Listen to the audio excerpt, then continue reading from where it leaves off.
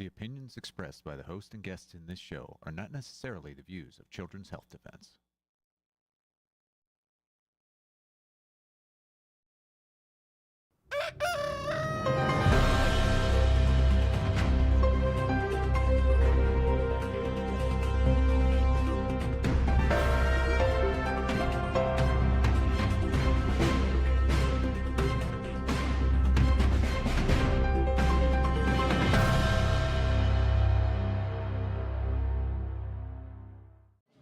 We did it.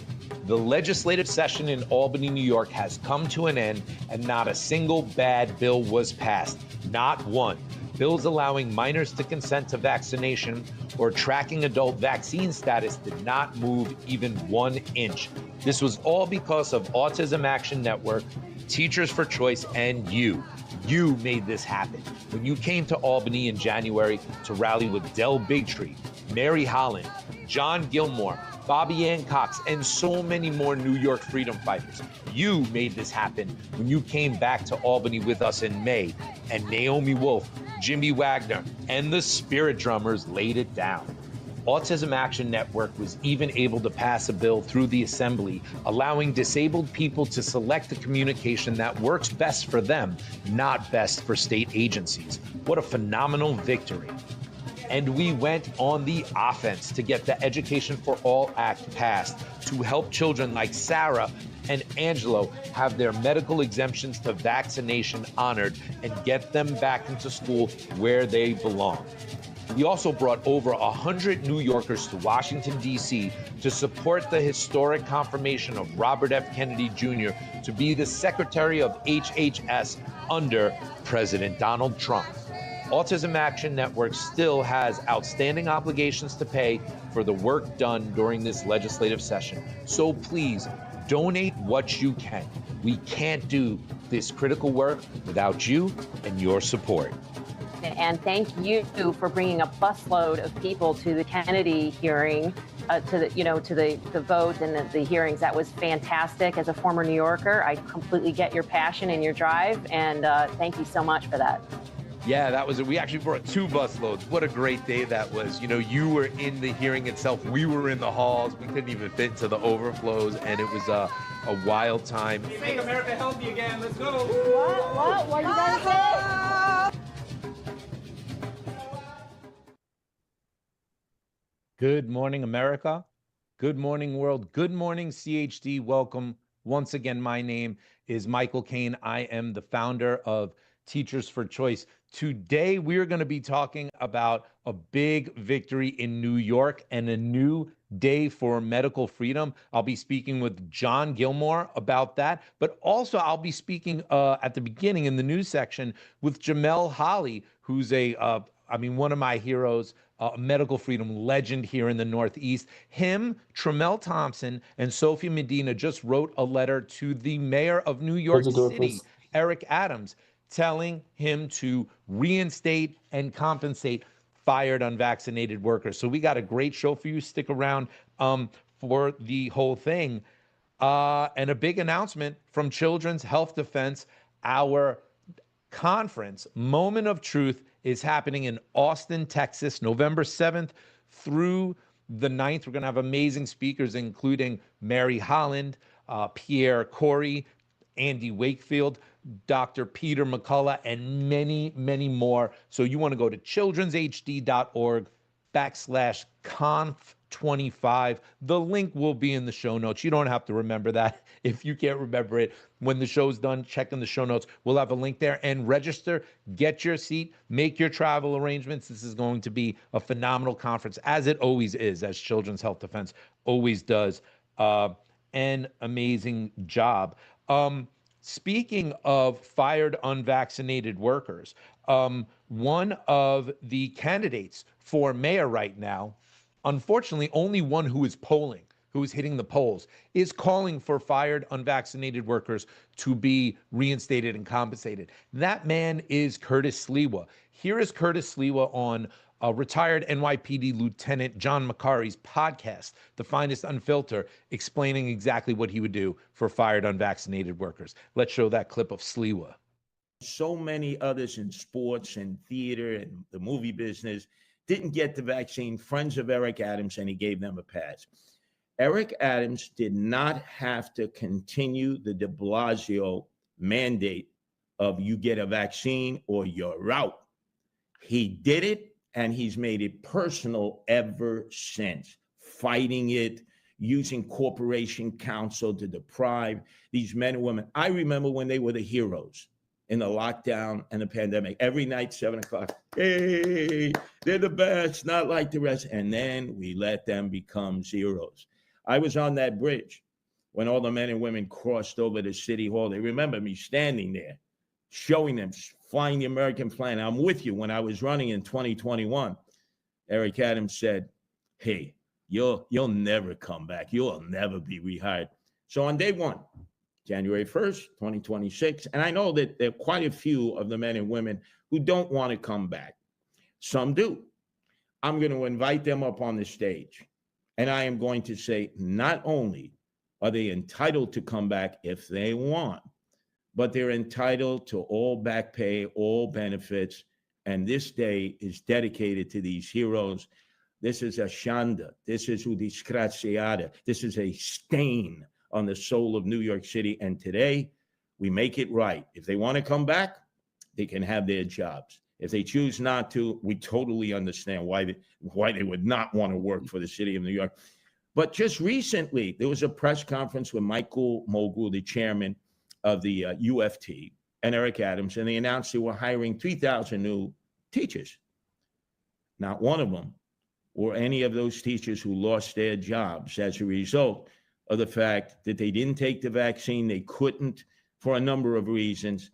They would have been the first persons that should have been recalled. This is personal with Eric Adams. Just like with Andrew Cuomo, everything is personal. They're bullies. They claim they're tough guys, right? There's nobody tougher in New York City than Curtis Lee. I think everybody would admit that. But I'm a man of compassion, consideration, and caring. The 3 C's are more important than being tough. You know, guys, being out there in the streets, anybody who has to keep telling you they're tough, they're not tough. They're weak, but they bully those who can't defend themselves or who have been put out on a gangplank. No. That policy ends. And most importantly, we are going to lionize these individuals. We're going to dedicate inaugural day to them. And we will give them all the credit that they are due for being tortured. This was a form of torture. They lost their pensions. They lost their jobs. And then they weren't permitted to go get another job. They've lost their homes. They've lost all their equity. Many of them have become homeless, destitute, and their stories are not being told. I will be telling their stories every day and say, never again will this ever happen. And we need to honor these people. And that will be on the day when all eyes will be on that platform when I'm being sworn into office with my gorgeous wife, Nancy, who is my partner in all the animal rights issues. You know, we have another line, Protect the Animals line, because we believe in no-kill shelters and animal abusers need to be arrested, locked up. And then I'm going to say, but all these people back here, the backbone of this city, we gave them standing ovations during the lockdown and pandemic. They were heroes, and we turned them into zeros. No more, never again.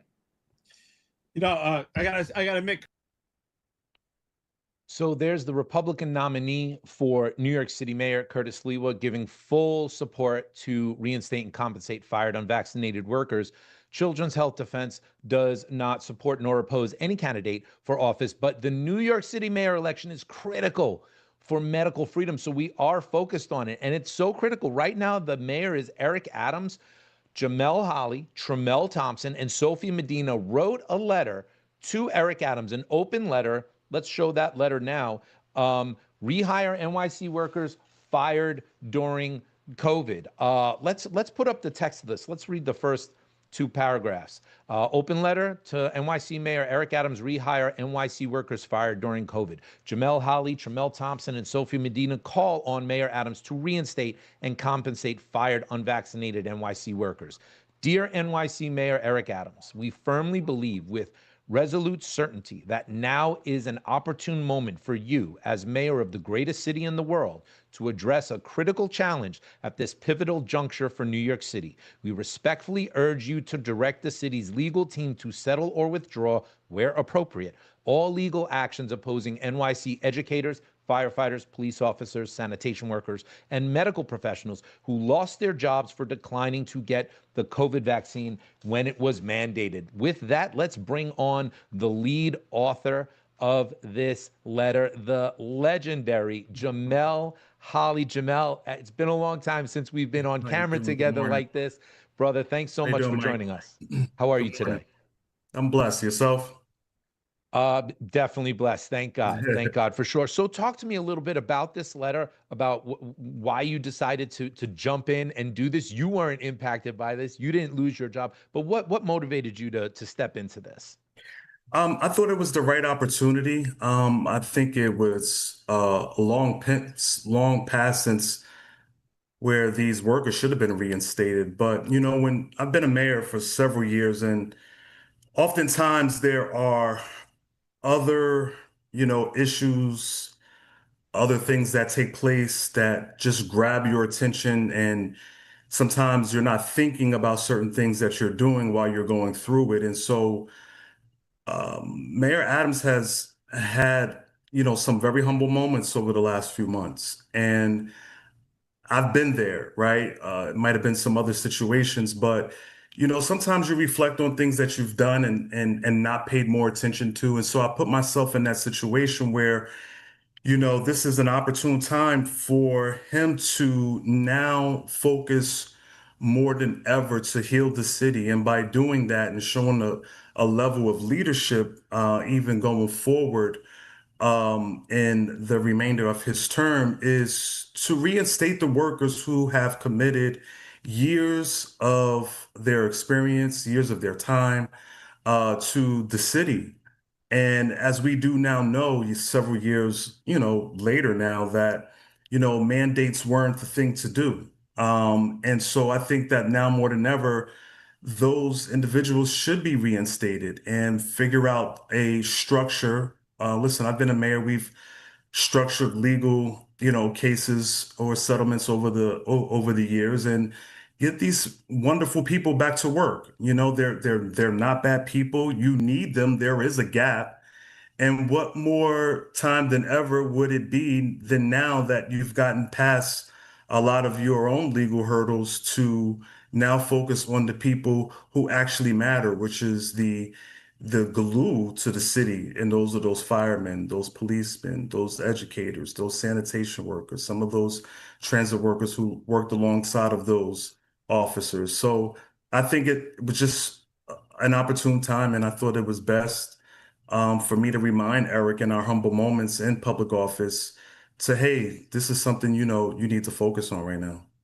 Yeah, I can't thank you enough, Jamel, for having done this. When I saw you jump in on your platform on X and start talking to this, I really was so excited to see your voice in this, because actually I believe you actually know Eric Adams. You're a prominent politician in the Northeast of New Jersey. Him in New York City. He has a place in New Jersey, right, as well too. So I do think, and Tremel Thompson, who signed the letter with you as well. You both know him.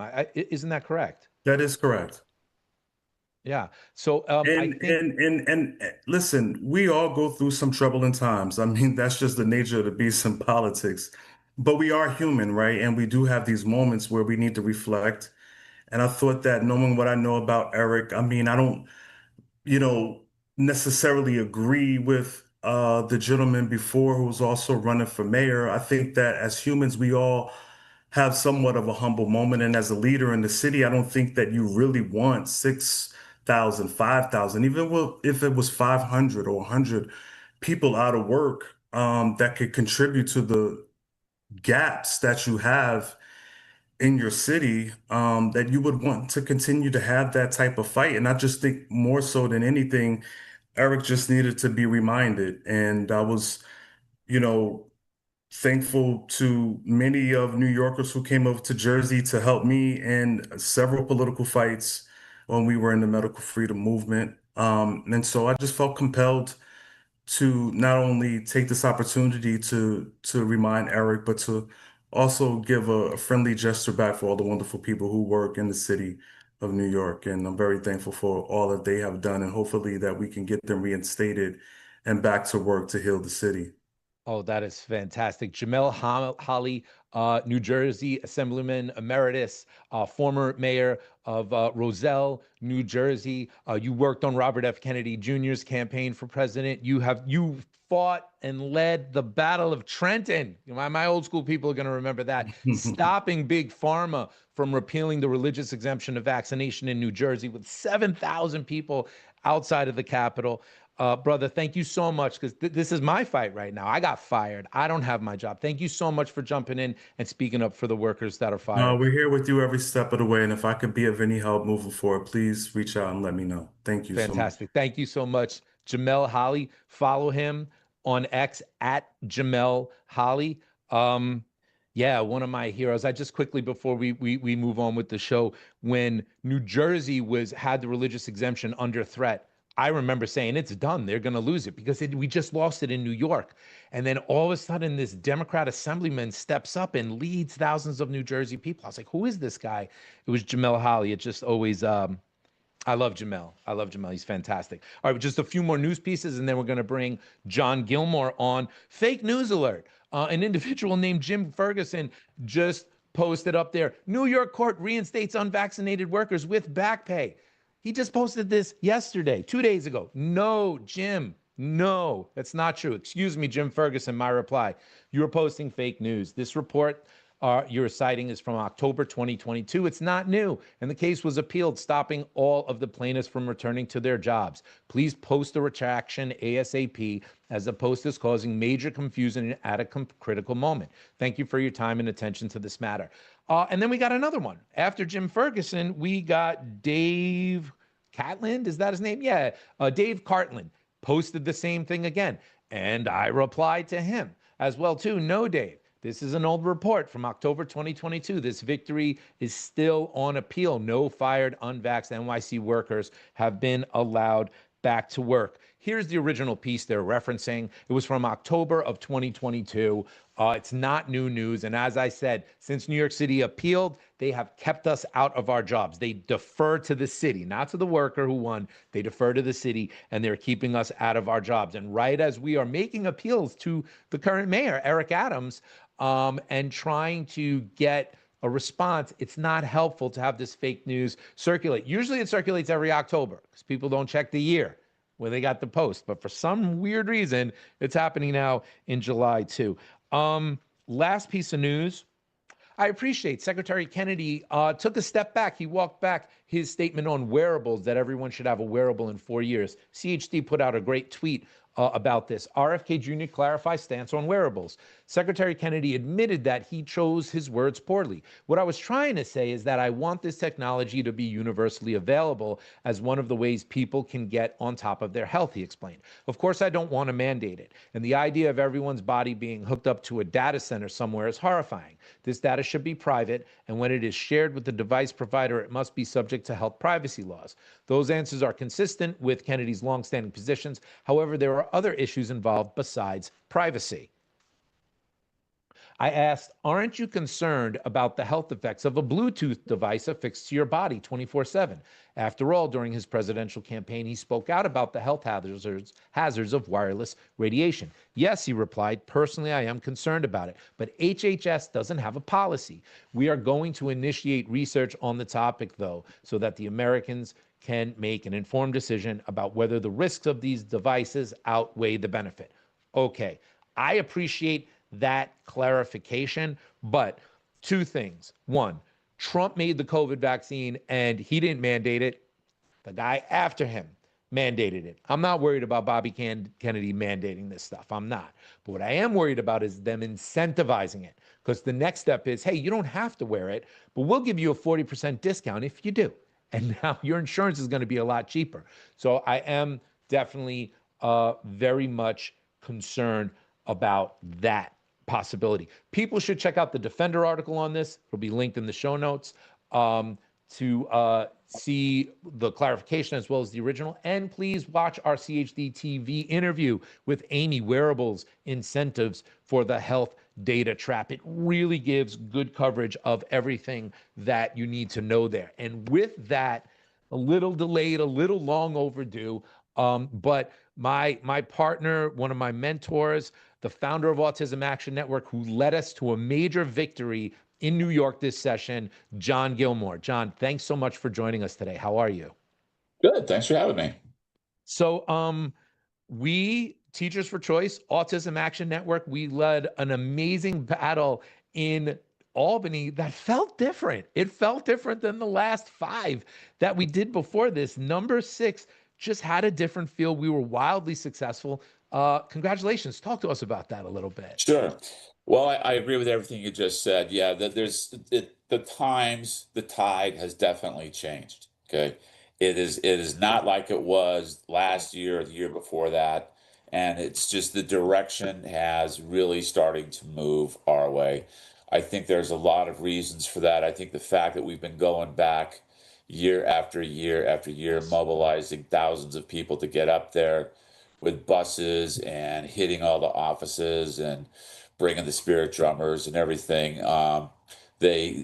It's really had an effect. I think we've really done what we set out to do, which was to educate the staffs and to educate the legislators about these issues, to let them know they're being watched and that there are consequences for what they want, what they're trying to do. And there's just been just a whole slate of really bad bills. A lot of them we've made completely disappear, right?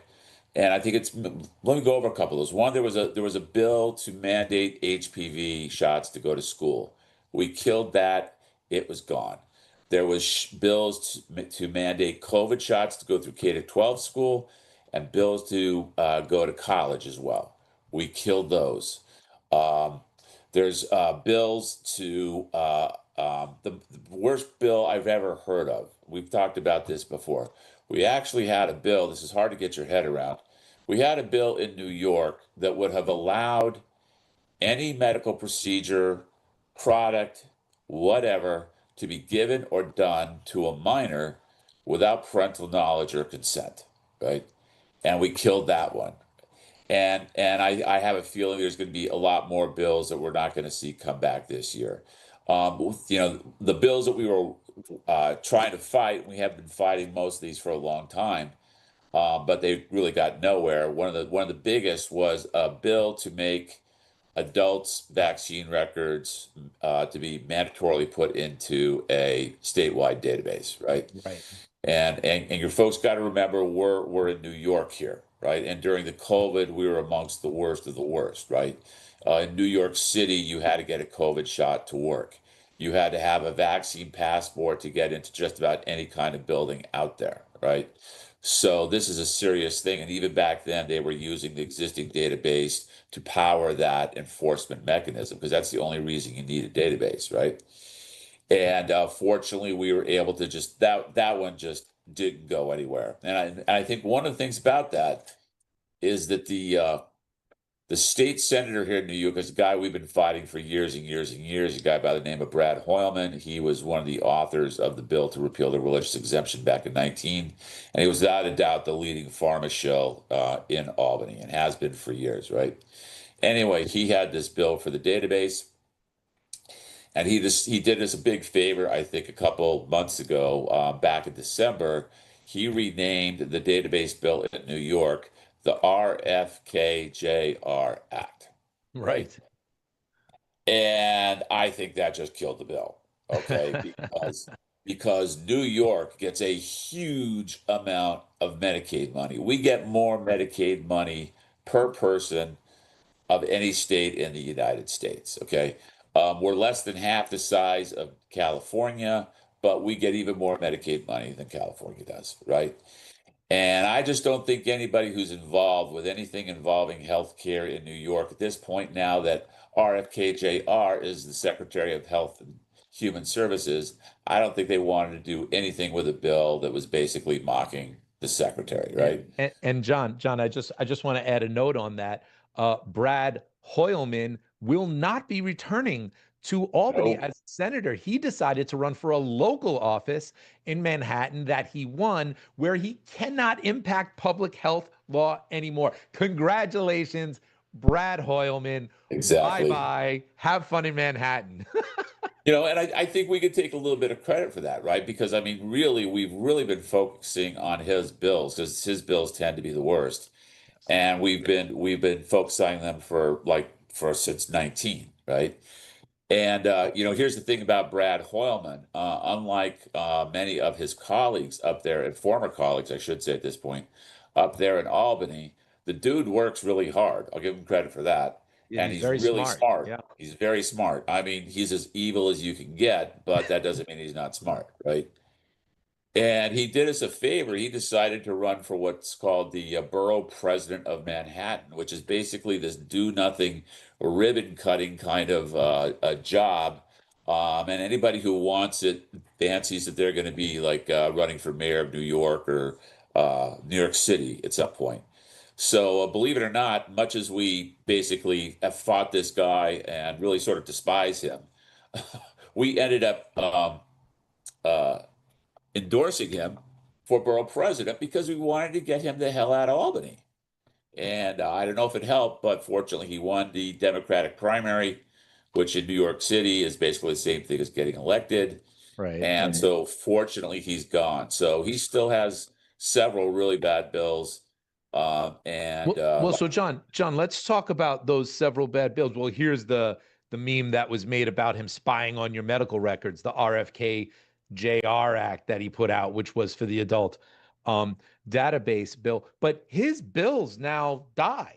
I mean, even though we're still in the mid-session, when we go into 2026, and now the pharma lobbyists are going to go shopping around to some of the other people there, say, "Hey, pick up this bill, pick up this bill."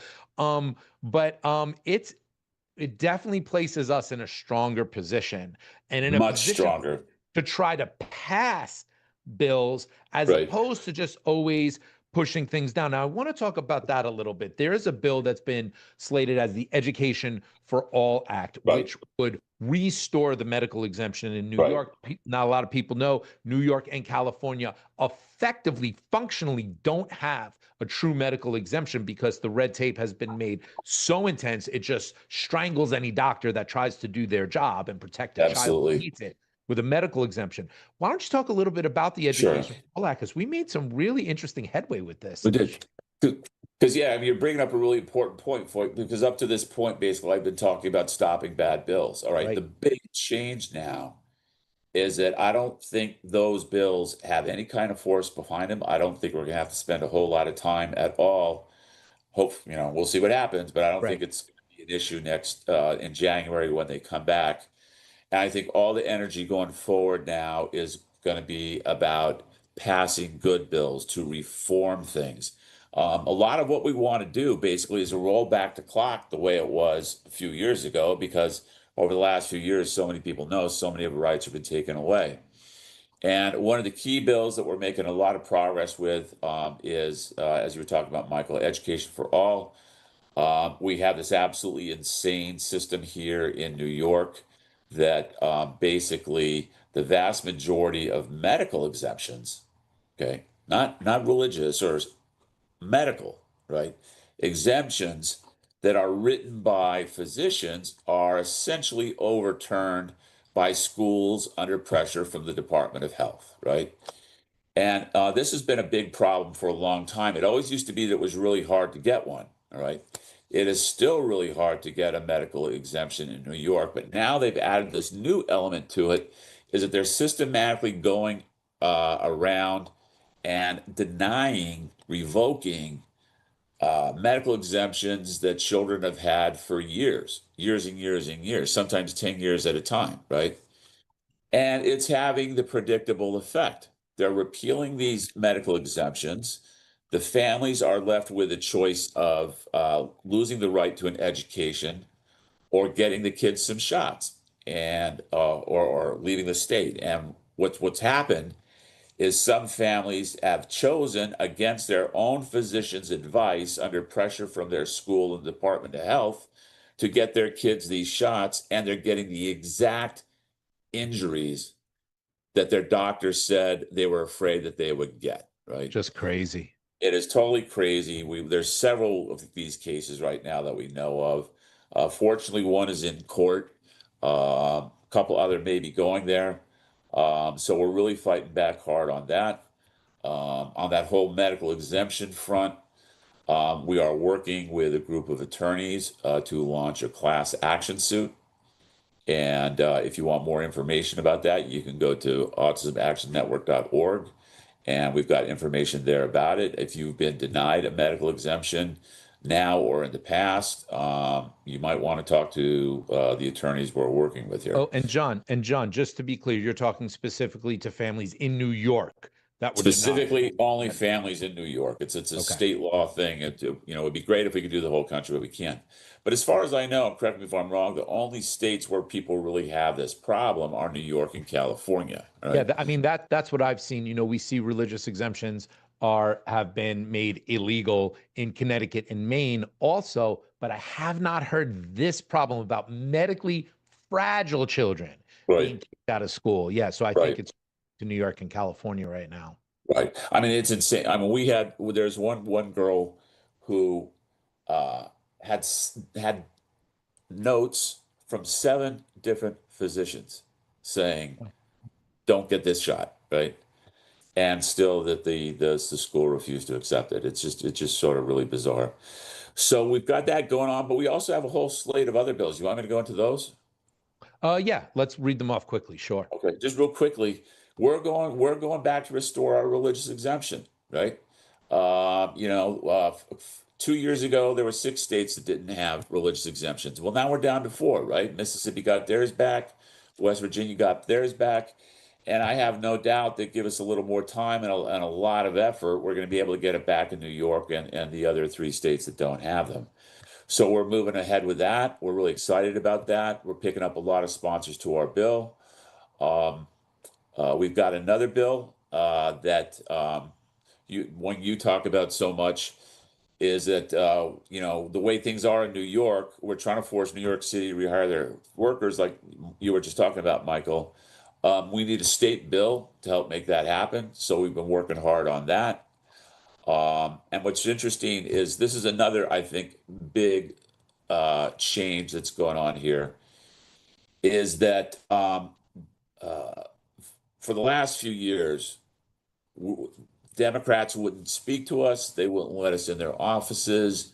They were terrified of touching this issue, anything related to vaccines.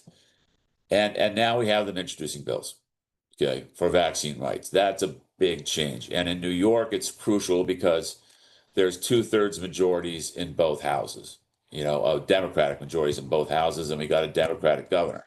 So you really need the Democrats with you if you're going to get anything done in New York. That's just the political reality of it. But we also got a couple other really cool bills. One I like a great deal is there is a bill that if you are injured by a mandated vaccine, you will be allowed to sue whatever government entity mandated the vaccine. It's a way to get around the liability protection that was given to the vaccine manufacturers and doctors back in '86. Because what it is, you're not going after the doctors, you're not going after the vaccine manufacturers, you're going after whoever ordered you to get that shot, right? And I think that's I hope other states take a look at that and copy it and get it passed in their states as well. So some really good stuff going on here. And I think John, next year we're going to be working on those real hard. Yeah, and I think that we're really in a space where we're not talking about the defensive posture we need to get on, but what assets do we need to get it across the finish line and to win? Speaking of wins, I want to end on this. Autism Action Network in particular had an amazing win. You got a bill passed through the assembly, through one of the houses this year. Why don't you talk about that communication bill for people with disabilities? Right. And this is sort of just before I get into that, just quickly, just this full-on assault against our parental rights, our health rights, our medical freedom rights for like the last 5-6 years in New York have really dominated everything. Everything's been about like protecting our medical freedom rights, vaccine issues, and so on and so forth. because of the progress we've made, okay, and no small measure is having Secretary of Health and Human Services Robert F. Kennedy Jr. down there in Washington, watching over things. But it opened up some room to get back to autism and developmental disability issues, which is what I've been working on for 20 years. And so what the bill is that you're talking about is it's called a communication bill of rights for people with disabilities, right? If you are a disabled person and you have an alternative form of communication that works for you, you have a right to use it. And when you're dealing with government agencies, schools, what have you, right? And this state law really kind of recapitulates what's in the federal ADA, the disability rights bill that applies to the entire country. One thing we run into New York, and I know this happens a lot in other states as well, is you have a federal law that says you must do thus, but there's no state law, and the state law just sort of, thumbs its nose at the federal bill. So this is what this would do. So like if you use an alternative communication technique like a spelling board or some kind of electronic device like a lot of people use, you have to be supported. And I don't know what's going on, man, but we had it introduced at the end of March and we got it passed in June. Yeah, it's like lightning quick.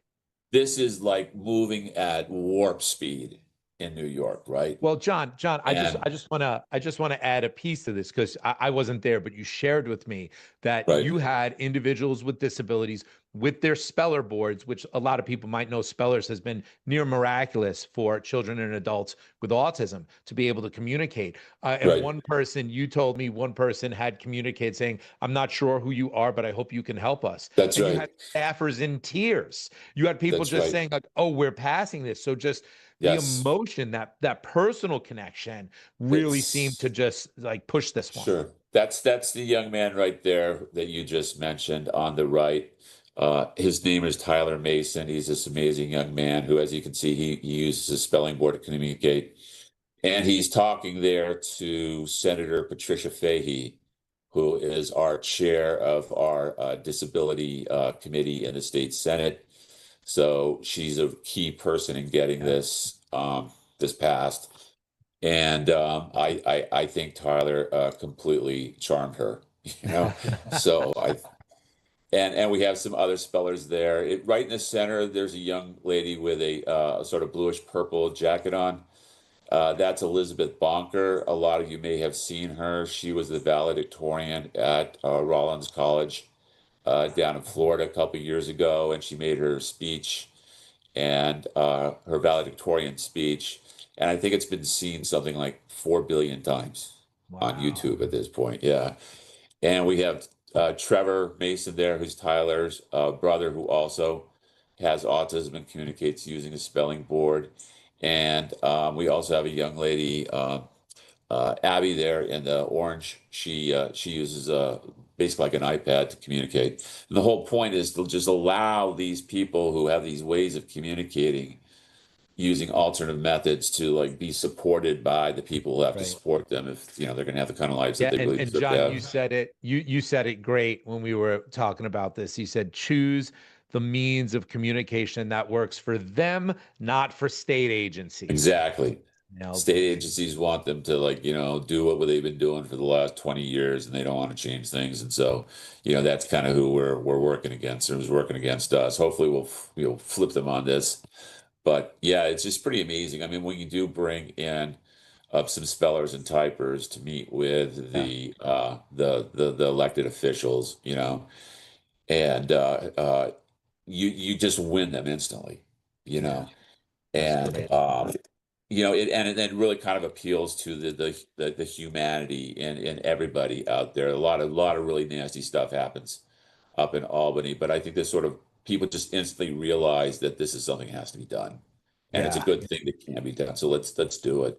John, I just congratulations. I've been working with you a long time, and to see a win like this is a big deal. And here is to wins in the future as we prep over the summer and go into 2026. I'm confident we're going to have them, but we are out of time now. John Great. Gilmore, Autism Action Network. Thank you so much for everything. Thanks for coming on. Thanks a lot, Michael. See you next time. Yeah. And I just want to make one final comment, but stick around. We have yet another story from the unvaccinated right after this.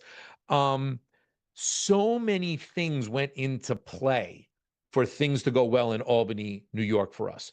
Robert F. Kennedy Jr. didn't come into Albany and help us, but Robert F. Kennedy Jr. helped us. Do you understand? All of these different pieces, all of these different things that we did, fighting bad legislation, fighting for fired workers, getting thousands of people, tens of thousands of people to defeat the mandates in front of state houses, in front of City Hall, political efforts, running for office to get medical freedom into the bully pulpit, all of these things that have happened, they're not in a vacuum. We didn't have a good session in Albany simply because we're just so good. This is not what it is. The national landscape has changed. So don't forget that. Every piece comes together in the puzzle as we fight to maintain and regain medical freedom in New York and across this whole country. Thank you all so much. And now here is another people's story from the unvaccinated. Let's show it.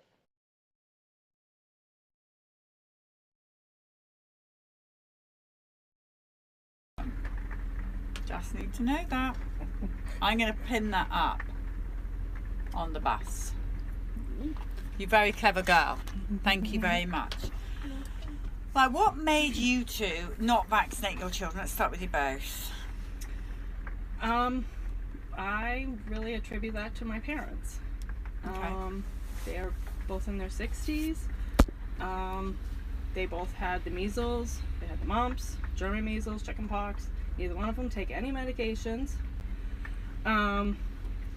They've always tried to feed us, really healthy growing up. Candy, junk, soda was pretty minimal in our house. And then when I was 15, my youngest sister, I have two sisters, but my youngest sister was born, and she had a couple of vaccines, and then my parents read something, and it made them start to question them, and they decided not to vaccinate her any further. And she was my little buddy. I carted her around everywhere, and I remember all the bowel issues that she had, even just from the couple of vaccines that she had. And I was kind of thinking about this on the way up here, and I'm like, oh my, yeah, she had a lot of issues even with that. And I remember that it made me feel so bad for her, going through that, to see her upset and uncomfortable like that. So then when I got married a few years later, and I got pregnant with Bethany, and I started to look into them myself, and I probably admittedly didn't do as much research as I should have, but I found NVIC. Brilliant. Yeah. And for those that don't know, can you say what NVI? National Vaccine Information Center. Yep. And also thinktwice.com. And I remember spending hours. There's all kinds of printed stories on their parents with the injuries and all the difficulties that they had after vaccines, and that was enough. And I said, nope, I am not chancing this with my children. And so that really that sealed the deal for me. Like I said, myself and no, I don't think I said that, myself and my other sister, we were vaccinated when we were little. Thankfully we had the measles, rubella, not thankfully, but we had minimal. Well, I mean, that's the sad state of affairs now. We are thankful that was all we got. Yeah. Was all you got. Exactly. I mean, we were pretty healthy, but myself and my middle sister, we both had mild scoliosis that the doctor, was keeping an eye on. My sister, the middle sister, she had hip dysplasia and had to wear a Pavlik harness. I distinctly remember that as a kid. So, we had a few things going on there, but we escaped pretty well. And I was very fortunate. The hospital that I delivered all three of them at were they didn't give me a whole lot of flack when I had them. did a birth plan, which I highly recommend, you know, stating your wishes, and you still have to be very careful, for sure. But, yeah, they... And you feel the same way? At first, with the birth of my first daughter, I was hesitant.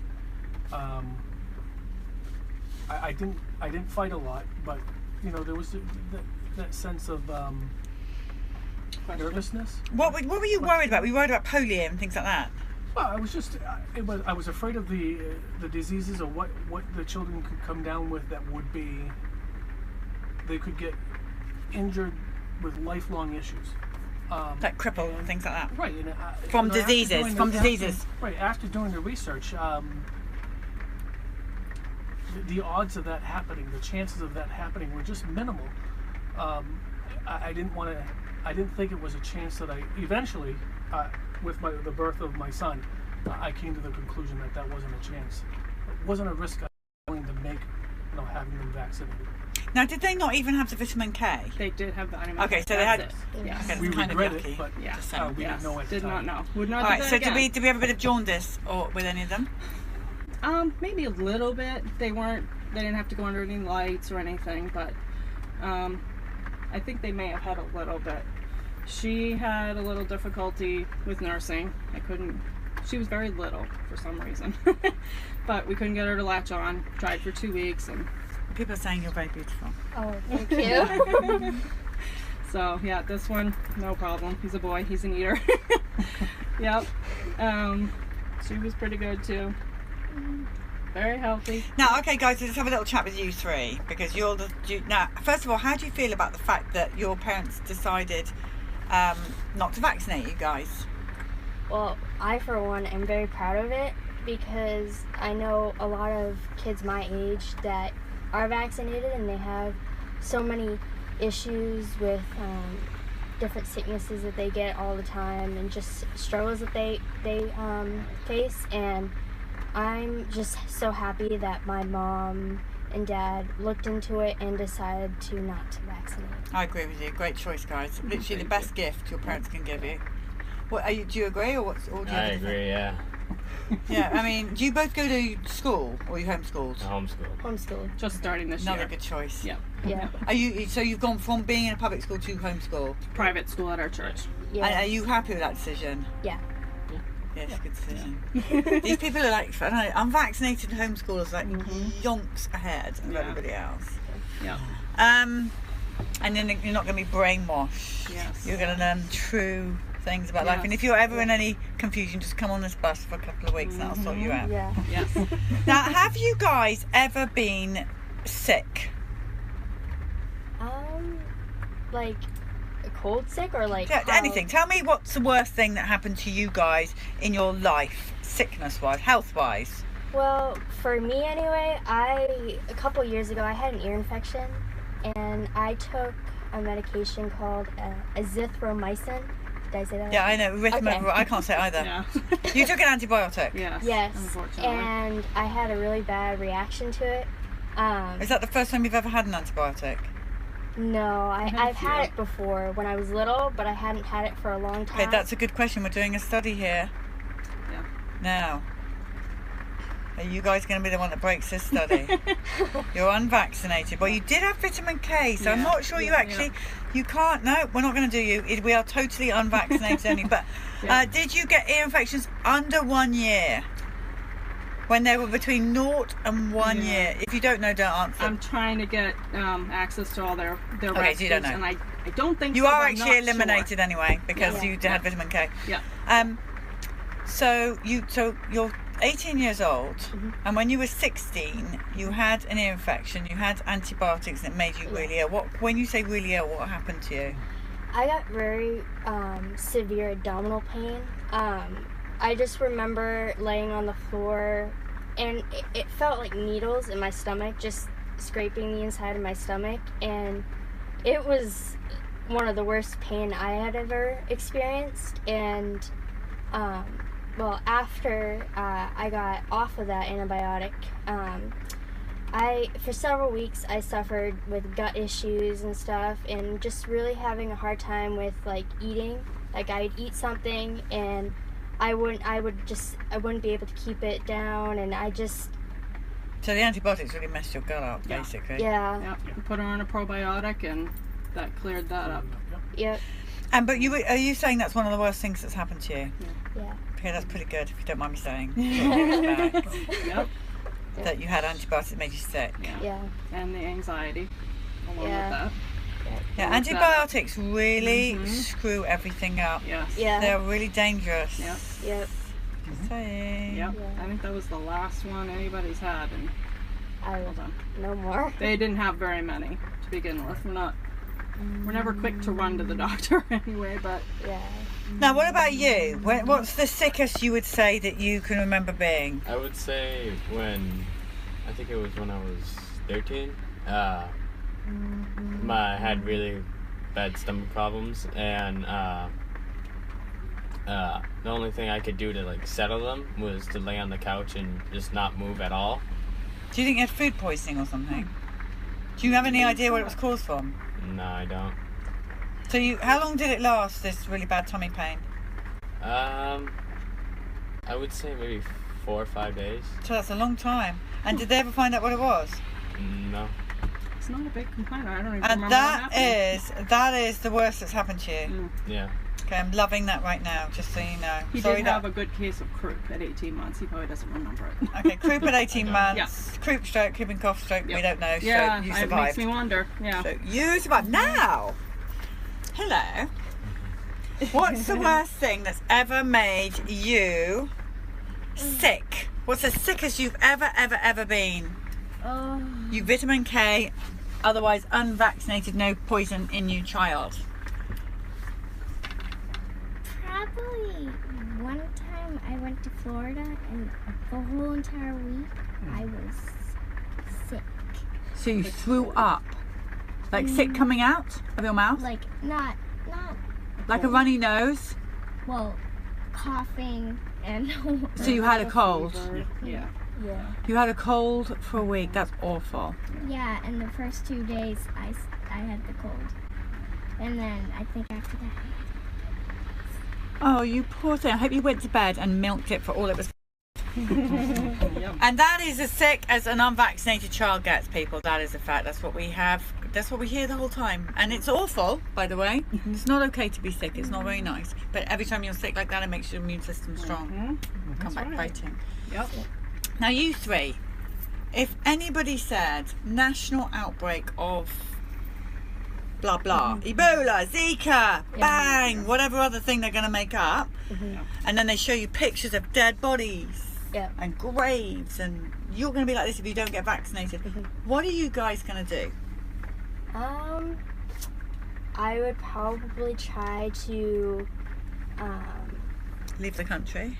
Not leave. No, I probably wouldn't be too afraid about it because I'm not really afraid of it. So. And you know what they're like lying. Yeah. I would have a little bit of a harder time trying to like tell them like that, you know, it's. Oops, sorry, I blocked someone by mistake then. Literally sorry, I don't know who it was. I don't know if it's a person that we know. It was my finger went on that and then just blocked somebody. Sorry. Carry on. I don't think I know how to. My mom is better at this than I am. Like explain to them why, like the vaccinated versus the unvaccinated, and how the fear of all these diseases I feel is almost blown out of proportion to scare people into vaccinating. So I would have a little bit of a harder time explaining that, but I definitely hope that if any situation like that would come up, that I would tell them the truth and tell them that, you know, people are taking these diseases and these outbreaks and all these things and using them to scare you into vaccinating and just, yeah. So. Clever, what about you? Well, probably the first thing I would do is probably go to Yeah. Oh, it's always a good thing. Get a mum. I think that's good. That's a good start. Yeah. We all know what she's going to say. Yeah. Not happening. But you do your own. You would do your own proper research, because they've used scaremongering, fear mongering, and you're about to do your homeschool, so I'm sure the parents are going to teach you. But that's what they've relied on, us all living in fear with images, and if you really think about it, if measles, let's say measles was as bad as they say. I mean, they make it up each time. You might have noticed 250,000 people die every week in this world. Where are the pictures? Yeah. Where are the people? Why are they not on this bus? Why are we not interviewing? Their story of their dead baby from measles is as important as someone who dies from a vaccine, but they're nowhere to be seen. Yep. Doesn't that say something to you? Yes. They don't record all these deaths behind you. The 4-year-old that's died, and I just did a story about a 7-year-old girl that died after the flu vaccine. Yes. Why is that not headline news around the world? Should be. If it was a 7-year-old that died of measles, it would be headline news around the world. Exactly. So we really have to start thinking about the brainwashing that's going on. And I'm so pleased that you're going to be homeschooled, because your parents are going to put you straight. Whereas school, sadly, guys, this is a fact. School are heading the kids in the brainwashing department. Yes, she came home. What did you have? Health last year, I think. Yeah, health. It's a Christian curriculum, and she came home with their paces or her booklet, and she was like, "Mom, look at what's in here." And he and I both went through the same curriculum. And they're teaching them vaccines this, vaccines that. And I went, Andrew Wakefield's bad, Andrew Wakefield's a fraud. He's made it into the curriculum. When I get to Bethany's grade, I'm not going to listen to that book. That's right. I got a feeling your parents are going to teach you anyway. I'm just going to be like... I forgot. These two have had chicken pox too. Oh my gosh. And you are alive? Yep.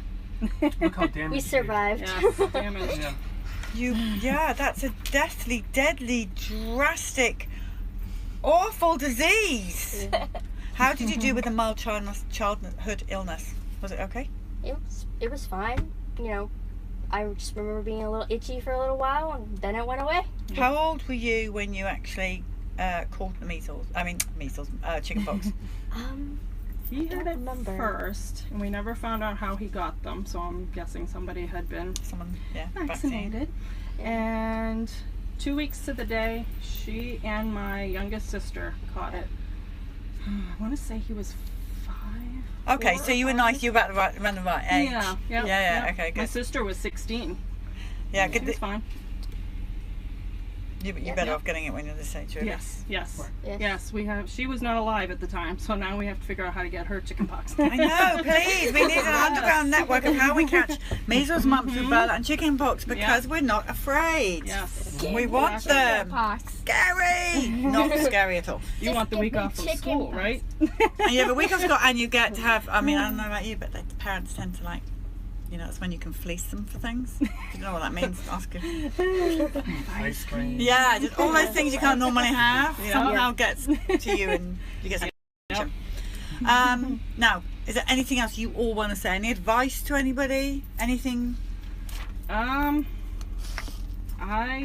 just think that everybody, needs to share all this information to anybody who will listen.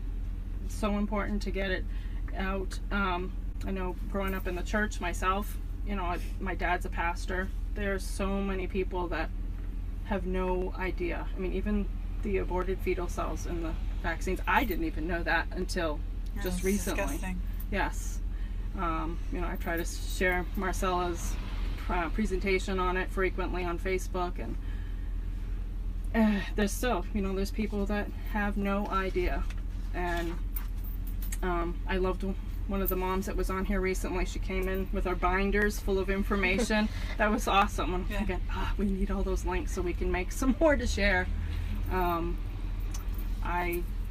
have purchased 3 copies of Vax so far, and I send them out to anybody who I can find. It's free on Amazon Prime. Yes. Not everybody has Amazon Prime, but those that do. Yes, I don't know what that means, Amazon Prime. You have to pay a monthly. You do? I see. Thing. Yeah. But a lot of people do have them. I don't know. I need to get up to date on this stuff.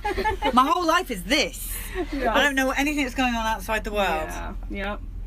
And for the people who do share and they don't see a response immediately, I mean, I share stuff all the time.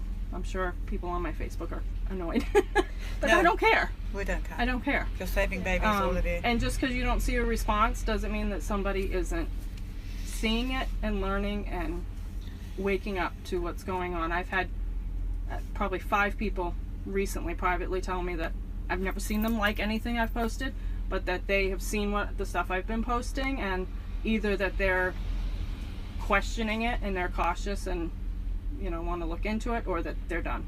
They're not doing it anymore. So you never know who's watching, who's reading, and what seed you might be planting in someone's heart. And your children are complete testimony of how Yep.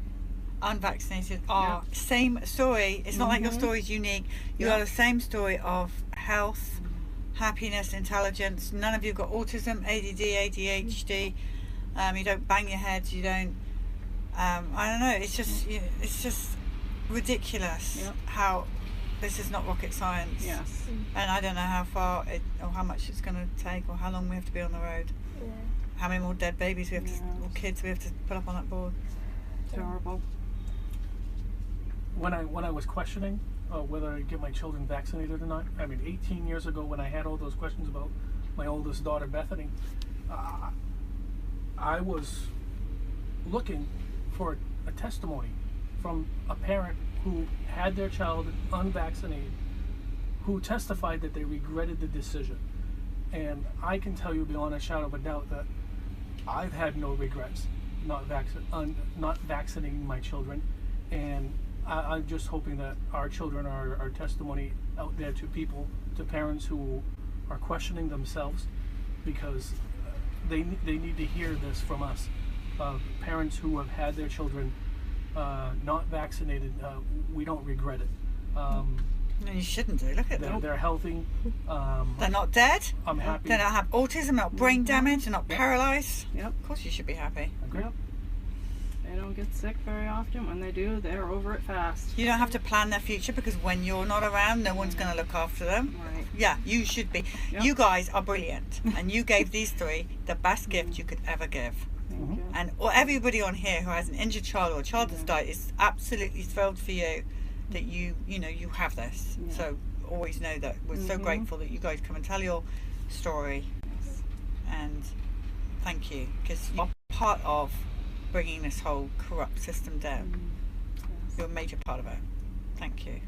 Thank you for all you do too. Oh, somebody says you look scared. I'm just gonna block you. Bye. Who looks scared? Oh, it's just some silly troll. It's like the children are scared. Like, yeah, they're really frightened. That's how desperate they are. They've got nothing to say except for, you're scaring the children. Yes. Oh, that person during the flu one. Oh, it's making me so mad. Was there someone on there during the flu? Yeah. You Ooh. know, because they're desperate. I want to see the evidence. Be quiet. Okay, I'll tell you what, why don't you go and have a flu vaccine? In fact, why don't you have 10 and then we'll study you if you think that's so safe. Yes, and Dr. Offit can have his 100,000 as well, or however many ridiculous amount it was. I got a call from the Philadelphia Inquirer asking what I thought of Paul Offit. So you seriously calling me? You want me to answer and that? asking, and it came out today, guys. Go check it out. And they say, wow. And don't even get Polly Tommy started on Paul Offit. That's right. I said to Marcella, I'm actually really proud of that, even though I know they meant it to be nasty. Insulting, but I am proud. Absolutely. You guys are amazing, and you should be really proud of the fact that you are as healthy and wonderful as you are. Yes. Really hold your head up high and be proud of it. Never let anybody ever put you guys down. You can be anything you want to be. Yep. I wish that we didn't have to vaccinate our pets. I know, that's a really good point. Do you have to? Can't you hide them? He's alright. We have one dog, and he had his puppy shots, and I haven't given him anything since, except for the rabies, which he's registered, so I'm required by law. So I have to figure out how to get around that.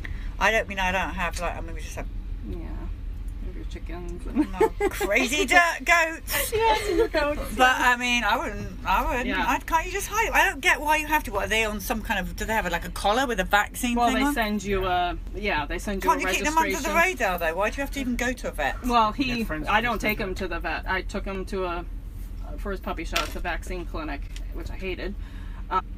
But once they're registered, how do I get them out of there? system in the city. You know, that's what I'm trying to figure that out. If I get another one, I'm not. Okay, so you have to pretend. So, okay, here you go. So you've got unvaccinated children, but you're going through the same thing we go through. So you got to try and work out how to do that. Yes. Yeah. Do they use the herd immunity thing? Please tell me they don't with animals. I don't think so. Oh, thank God. I haven't heard that. No. Because that would be crazy, wouldn't it? Yes, with all it the would. wild animals that we have around. Yes. So it's going back saying all the hedgehogs. Crazy. And all the coyotes, off you go. All the wild bunnies hopping around our yard. We go, it's all just complete there's nonsense. a group on Facebook that I just got into, and I haven't had a chance to delve into it real close, or a whole lot, but it's a vet who gives advice on how to slowly expose your pets to all the things they vaccinate them for, and then you do titer tests to check them, and they're immune. They don't need them.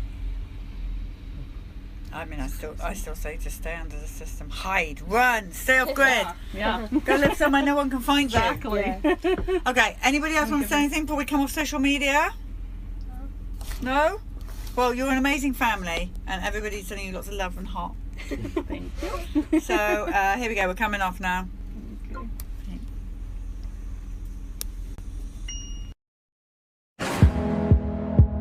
This and all CHD TV programming is made possible by generous support from viewers like you.